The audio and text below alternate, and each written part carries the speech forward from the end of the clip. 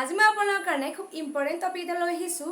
টপিকটো হ'ল আঁঠুৰ বিষৰ কাৰণে ৰাইচ ইউজ কৰিব। আপোনালোকে নিশ্চয় ভাবিছে আঁঠুৰ বিষত ৰাইচ কেনেকৈ ইউজ কৰিব। ৰাইচ মানে হ'ল ৰেষ্ট, আইচিং, কম্প্ৰেশ্যন এণ্ড ইলিভেশ্যন।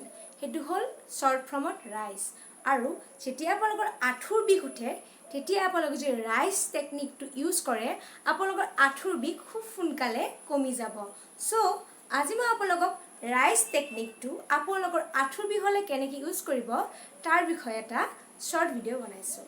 চ' ভিডিঅ'ৰ জৰিয়তে শেষলৈকে চাই আৰু কথাখিনি ভালকৈ জানি ল'ব পাৰে। আপোনাৰ যদি ক'ৰবাত স্প্ৰেইন হৈছে বা আপোনাৰ আৰ্থ্ৰাইটিছ নি পেইন আছে বা জেনেৰেলাইজ নি পেইন আছে তেতিয়া আপোনালোকে ৰাইচ টেকনিকটো ইউজ কৰিব পাৰে। ৰাইচ টেকনিকটো নি পেইনৰ কাৰণে খুব হেল্পফুল হয়। ৰাইচ টেকনিকটোত টোটেল 4টা ষ্টেপ: ৰেষ্ট, আইচ, কম্প্ৰেশ্যন এণ্ড ইলিভেশ্যন। হ'ল ৰেষ্ট। আপোনাৰ যেতিয়া নি পেইন হয় মানে বডি আপোনাক ছিগনেল দিছে যে আপুনি ৰেষ্ট কৰিব লাগে, কাৰণ পেইন হ'লে আমাৰ বডিত ৰেষ্ট লাগে। চ' বডিৰ ছিগনেল পেইনৰ থ্ৰুৱেদি আমাক দিছে। চ' ফাৰ্ষ্ট আপুনি ৰেষ্ট কৰিব। দেন পেইনৰ জেগাটোত ছেকেণ্ড ষ্টেপটোৰ কাৰণে পেইনৰ জেগাটোত আইচিং কৰিব। পেইনৰ জেগাটোত আইচ অলপ ল'ব আৰু ৰাউণ্ড ৰাউণ্ডকৈ মুভমেণ্ট কৰিব, বা এইচ শ্বেপত আঠৰ শ্বেপতো আপোনালোকে মুভমেণ্ট কৰিব পাৰে।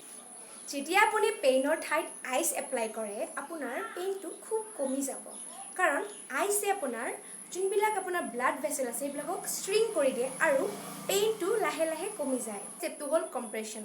কম্প্ৰেশ্যনৰ কাৰণে আপোনালোকে নি পেইনৰ ঠাইখিনিত কাপোৰ এখনেৰে ৰেপ কৰিব। জেগাখিনিত জোৰকৈ নকৰিব, ব্লাড ছাপ্লাইটো অহা যোৱা কৰিব লাগিব, বাট অলপ ৰেপ কৰি যদি অলপ প্ৰেছাৰ পৰে জেগাখিনিত তেনেহ'লে নি পেইনৰ পৰা খুব সোনকালে আপোনাৰ ৰিলিফ পাব। কম্প্ৰেশ্যনৰ কাৰণে আপোনালোকে কম্প্ৰেছিং কিছুমান বেণ্ডেজো পায়, এভেইলেবল হৈ যায়, সেইবিলাকো আপোনালোকে ইউজ কৰিব পাৰে। আৰু কম্প্ৰেশ্যন বেণ্ডেজটো ইউজ কৰোঁতে এটা কথা মনত ৰাখিব যাতে জেগাখিনি খুব জোৰকৈ হেঁচি নিদিয়ে, কাৰণ জোৰকৈ হেঁচি দিলে আপোনালোকৰ পেইনটো বাঢ়াৰ চান্স থাকে। চ' কম্প্ৰেশ্যন বেণ্ডেজৰ জৰিয়তে লাহেকৈ ঢিলাকৈ বান্ধে। ফ'ৰ্থ ষ্টেপটো হ'ল ইলিভেশ্যন। ইলিভেশ্যনৰ কাৰণে আপোনালোকৰ গেৰুৱাৰ তলত গাৰু থৈ ল'ব পাৰে 2-3টা, যাতে আপোনালোকৰ ভৰিখন আপোনালোকৰ বিচনাত শুলে যাতে ভৰিখন আপোনালোকৰ বডিতকৈ ওপৰৰ লেভেলত থাকে। চ' আপুনি যেতিয়া শুব তেতিয়া আপোনালোকৰ ভৰিখন ৰেষ্ট কৰি থকা সময়ত ভৰিখনৰ তলত পিলো থ'ব। যোনখনত বেছি পেইন হৈ আছে, নি পেইন হৈ আছে সেইখনৰ তলত 2-3টা পিলো থৈ ল'ব। দেন আপোনালোকে সেনেকৈ ৰেষ্ট কৰিব।